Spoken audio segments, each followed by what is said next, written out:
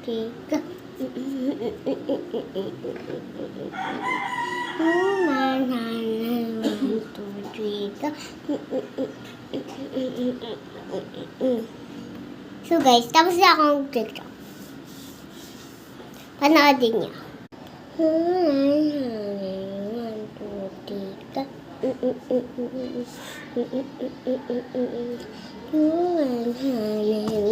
two, three, go. Diba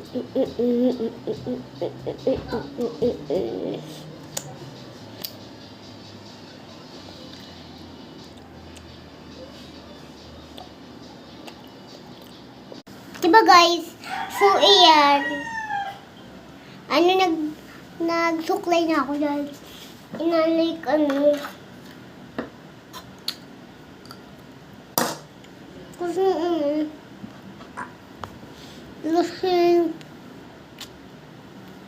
brush na ako. Nahulog na yung towel ko na pink. Iyon. Tapos, sabi ko, pag natanggal kasi siya ng kanya, ibig sabihin, kailangan na mag-brush. Brush o kaya suklay. Ayan. So guys, na-search ko na yun. Ano lang pala?